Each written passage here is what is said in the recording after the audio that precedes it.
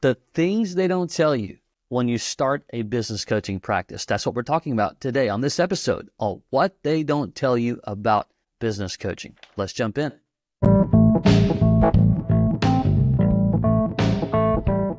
BJ O'Neill here with the Business Coaching Success Podcast. So glad you're here, where I share with you strategies, tools, and tips to be able to grow your business coaching practice to six figures and beyond as a Christian business coach. Let's jump in. Welcome. Glad that you are here on this episode of the Business Coaching Success Podcast. We're going to dive into several different things just to give you some things to think about that most people just don't really talk about, or at least talk about it enough in terms of starting and scaling and being successful in developing a business coaching practice, okay? And it's important that you know. It's important that you understand. It's important that you have a very good view of what to expect and to understand how to make it work. A few myths I'm going to talk about, then I'm going to talk about some just the things that you got to navigate in developing not just a coaching practice, but a successful coaching practice, okay? It's important to have a mindset that's all around, I'm not just going to have a business coaching practice where I'm just helping people, but I'm going to be successful at what I do. My actions, my behaviors, the relationships that I have, I'm going to be successful no matter what it takes. Number one, or myth number one, it's a quick and easy moneymaker. It's a quick and easy moneymaker. And the reality is that speed is relative. What I mean by that is, if you're a person, let's say that you're coming in and you have previous digital marketing experience. Maybe you worked at a digital marketing agency, or you owned one for that matter. Maybe you're a CPA, right? Both of those two individuals have relationships that own businesses. So the opportunity for speed likely for them versus someone who maybe is in the corporate world, who isn't already working directly with business owners, speed could potentially, and the key word there is it could be different. Arguably, if I already have a number of relationships that's low-hanging fruit, then there's an opportunity to go a little bit faster than someone who simply doesn't, right? And so this blanket idea that it's quick is just simply not accurate at all. Easy is also relative. I mean, what one person deems to be easy and another will obviously be different. But the point is that there's hard work to be done. I think you probably know that. But we hear a lot and see a lot of just nonsense on the internet, Instagram, TikTok, and whatnot about simplicity.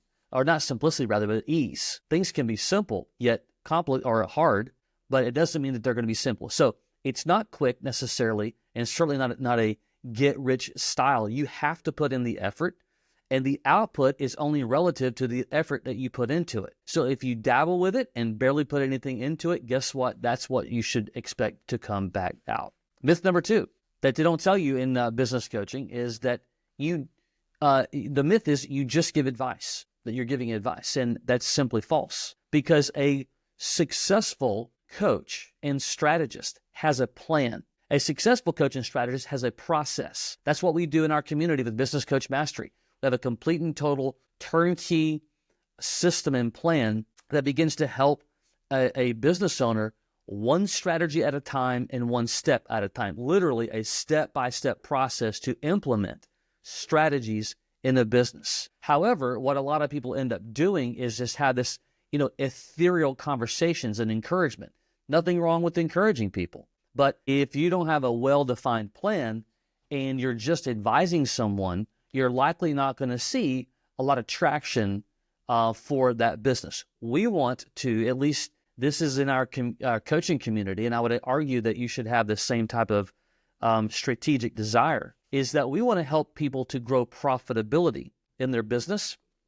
And that starts with thinking first about profits over operational thinking. We got to operate the business. We all know that. But when we have a mindset towards the strategies and the actions and the tactics that I'm going to do, needs to be focused on gaining or growing profitability, right? We're not just giving advice. The third myth, that every single client is a success story. Of course, we want everyone to get traction. Of course, we want everyone to get results. That's the goal. But guess what? Life just doesn't always turn out that way. There will be times, there will be moments with clients where it's just not going the way that we were really wanting it to go. Now, we can adjust that and fix it. And maybe in time, it can be a success story. But here's the reality. We're working with people. Let's let that sink in for a moment. We're working with people. What does that mean? That sometimes people don't follow through. Sometimes people don't always implement what it is that we're encouraging them to do. Now, we want to build a coaching practice in a style that is going to help hold someone accountable. And I would argue that those who build that muscle inside their coaching arrangement with their clients have a much better success rate. But the reality is, over the years, you're just going to have some of them that just didn't pan out like you were hoping to for a number of variable reasons. That doesn't always just mean that they didn't work. It just simply means there could be a number of impacts. We see it sometimes. The business has partners. Partners don't agree. Sometimes they have employees. They get in the middle of things and bog it down. Like, there's a number of different things that can cause pressure, and they're fixable. They may take a lot longer to solve, but that's life. Okay. All right. So there's 3 myths I just want to encourage you with that. Look, those are the things that could be a reality. And I will tell you this: coaches that get better and better and better, they really fine tune who they're working with, and that solves oftentimes lack of success stories with clients. Then there's this thing that they don't talk about. It's called the emotional roller coaster. If you're listening to this, you own a business, you've built a business, you've sold a business, you already know this. Building a business coaching practice is no different than building any other business to an extent. In coaching, you have an opportunity to keep it very solopreneur style if that's what you want, which is one of the beautiful parts about the flexibility of coaching. Coach where you want, how you want, virtual, in-person, whatever, gives you a lot of flexibility to do so. But they're still going to have emotional roller coasters. There's weeks and months that go super well. There's weeks and months that go not so great, right? Because it's called life. And so you have to be prepared. You have to adjust your expectations. Some of that's just going to come in learning. There's just a lot of things in life. I think you probably know this from your own experience over time. The results come from the do, right? The doing, just getting out there. I call it, getting some scabs, getting some bruises. That's how you learn. And as you learn, you adjust. And so what will happen is, over time, as you experience the roller coaster, the way you connect with that and build your expectations is going to solve, because you aren't unaware, you are aware. It's often even just like sports. If you like football or basketball or whatever, golf, even if you play golf, you know the answer to this. There's the emotional roller coaster to playing the game of golf is ridiculous.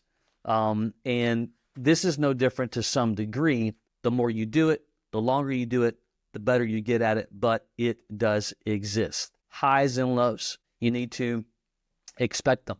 Something else that we don't talk about much, or I should say that you don't hear much about or enough, is just the business side of coaching. Well, you are building a real business coaching practice. So you've got things that you've got to do on your side to build the business, right? I mean, for instance, here's a big one. The question always happens: where do I get clients from, right? To some degree, you should always be in client acquisition mode. Let me explain what I mean. And that falls underneath the building the business for yourself as the coach. Well, you don't want to just stop ever in client acquisition mode. This just simply means that I'm constantly building my network. I'm constantly building relationships, which, in coaching, that's the fun part, or at least it is to me. And so you have to have an accurate and predictable process for building relationships, which we talk about this in our coaching community all the time. It's a part of our training and our turnkey solution. Is here are the areas that you need to go, but you can't not expect it to fall in your lap. Sure, lightning can strike here or there, but we can't predict those things. So you have to build a consistent measure of relationship building. In our world, and the way I coach, teach, and train, it's all about adding value, solving problems, becoming a person of influence, and being a thought leader so that people are magnetized to you more than anything else. Well, that alone right there is a strategy. But if you don't have a strategy like that, then, it could probably be challenging for you. But it won't be, provided you're consistent, doing the right things and doing the right things consistently. Make sense? It should. And then another one that falls underneath the business side, or the building the business side of coaching. In other words, not the client acquisition part, not the coaching part, but the actual business side is underpricing. We see this all the time. Think about it for a moment like a home builder. If you were starting a contracting service to build homes and you're brand new at it, right? You're not going to charge less than what homes are valued at in the neighborhood that you're going to build a home. Okay. Now you might do some additional things to add value for your first 2 or 3 clients, but your pricing will be on par, or should be, with the value of the market.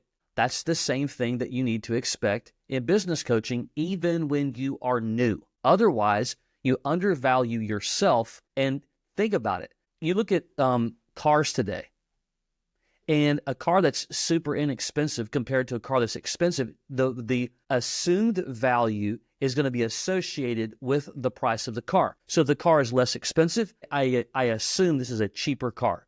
I assume it's probably a cheaply made car. I assume there's probably some bells and whistles on it, or lack thereof, compared to the car that's more expensive. So the average, if you don't know this, the average that coaches charge in one-on-one coaching is about $2,000 per month for one-on-one coaching. Well, if you get cold feet as you start a business coaching practice and you charge $1,000, then you run the risk of someone thinking that you're not really worth it. And you're going to have more clients to achieve your financial goals. And so you got to make sure that you're priced correctly, and at least right there, if nothing else, right there on the average with your first several clients. As you build momentum, as you build your confidence, then you can increase your fees. There's a number of things that go in that we talk about inside our system. Last one. This is so important. And I have to remind myself this all the time. And you're somewhat doing this right now by listening to this podcast, but is continuing education and professional development. You must continue yourself on a consistent basis. That's listening to podcasts, reading books, perhaps going to seminars and conferences, getting around the right people, expanding your thought, not having this idea that I know it all, or not having this idea that, I've arrived.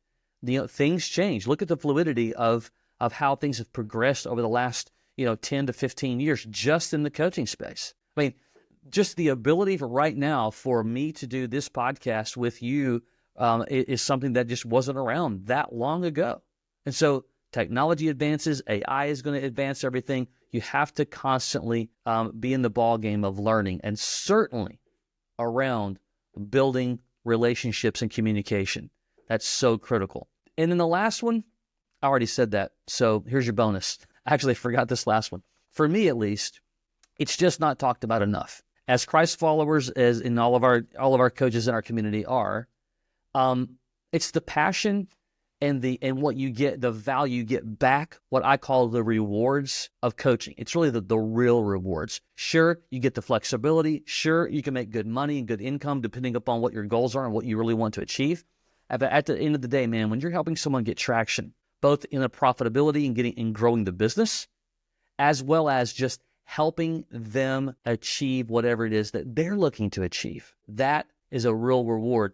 And from a faith perspective, this is what we call ministry in the marketplace. It gives us an opportunity to truly, kind of set our business coaching practices up like, ministry, and influence them in the right way, how to lead, how to invest, how to help problem solve with their customers and their employees and so on. But there are really rich rewards that come from the highs and the lows, that come from the challenges, that come from the learning, that come from the investing, helping people step by step, all of that. There really are rich rewards that when you lay your head on the pillow at night, you can feel solid that, man, God's using me to make a significant investment to those who own businesses so they can thrive, so they can be valuable, they can hire better people, pay them better, have long-lasting relationships with customers and vendors and just the community as a whole. So there you go. You don't hear about a lot of those on a consistent basis, I don't believe. We try to shed light on as much as we can through our trainings, through our podcast, and so on.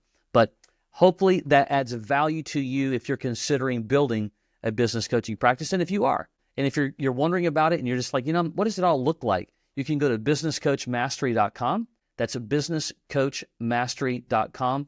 And there's some information there. You can learn about our Done For You solutions. If you want to chat about it, we offer that as an opportunity as well. Okay? Until next time, take care.